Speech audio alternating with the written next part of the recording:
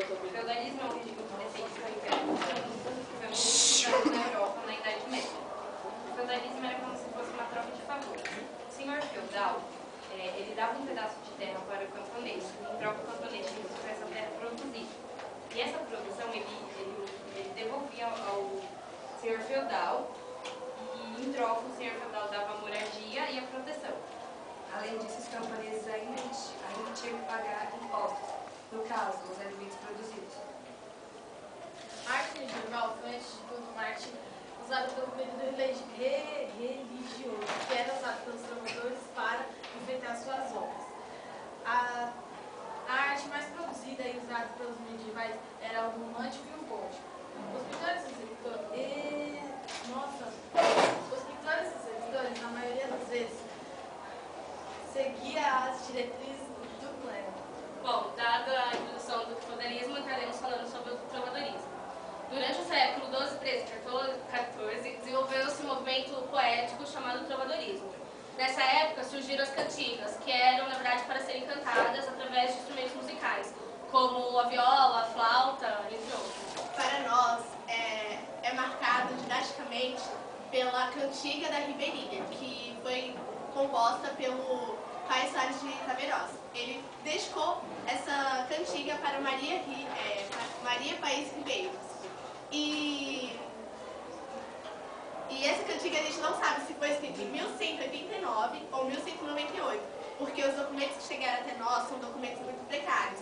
Então não tem como afirmarmos uma data fixa.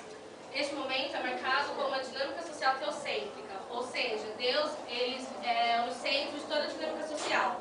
Eles viam Deus, eles se baseavam nas influências de Deus. Por exemplo, se o sol nascia era porque Deus queria, se havia plantações boas era porque Deus queria. E muitos reis, quando iam fazer a sua pomada de terra, eles assinavam seus nomes e embaixo colocavam o nome de Deus. Deus controlava a igreja e toda a dinâmica social do homem.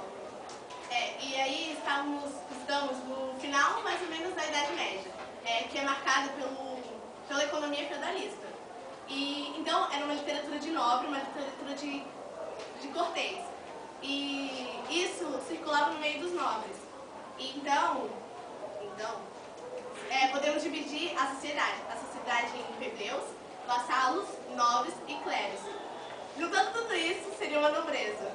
O trovadorismo é feito de trovas e versos, e serve para ser acompanhados com músicas. A hierarquia dos músicos medievais estava de uma maneira muito peculiar. Ao pensarmos nos poetas hoje, nós vemos como pessoas que escrevem poetas, mas no momento literário do trovadorismo, não é bem assim. Temos 4 tipos, na verdade são 3, porque o último é uma renomeação de títulos que eles se davam para buscar a poesia medieval. Temos o trovador. O trovador seria o quê? Seria o compositor de hoje em dia. Ele escrevia o poema, ele era o escritor. E muitas vezes ele cantava também.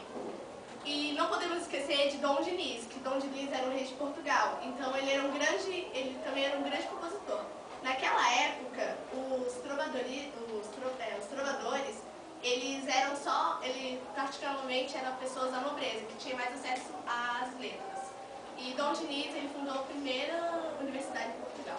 Além do trovador, temos também o jogral, que era uma profissão que os homens passavam em corte declamando seus poemas. Pensa como hoje, marcar um encontro, só que na verdade, ao invés de ir só para declamar o poema, a gente conversa, dança, namora, sei lá. Tinha o Segrel. O Segrel, ele era um poeta medieval. Ele saía em corte para declamar essa poesia, essa música, literatura. E o Segrel, ele compunha, e o jogral, ele não compunha. Com o passar do tempo, mais ou menos no século XIV, o jogral ganhava vida nas cortes para declamar os poemas. E só porque ele fazia só isso, ele ficou conhecido como vagabundo.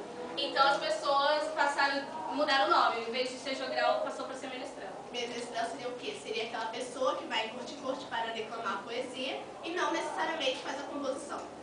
E os trovadores, só para lembrar vocês, eram somente homens, porque naquele tempo, por causa do machismo, as mulheres não podiam expressar seus sentimentos.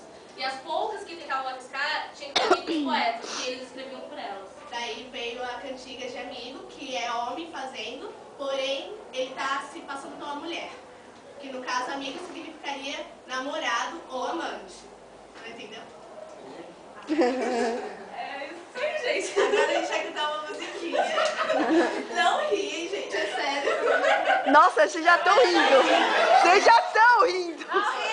Então, vamos tocar. Pra tocar um fundo, assim, um toque, só pra acompanhar a música, mas não pega.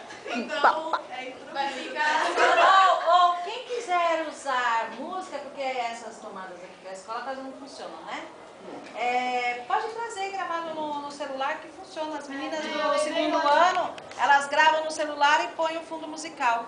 Agora, se vocês fizerem, a gente canta. De novo. De novo. Ah, não precisa ver não. Vai lá. Ele é o melhor. Parou. Ele é o melhor do trovadorismo. Faz cantigas de amor e cantigas de amigo.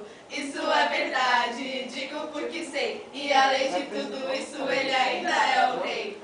Essas cantigas têm declarações, poesias amorosas em formatos de canções. O amor impossível geralmente é o tema. O eu lírico vive todo dia um dilema. Para variar também não deixa de fazer uma dezena de cantigas de escárnio e maldizer.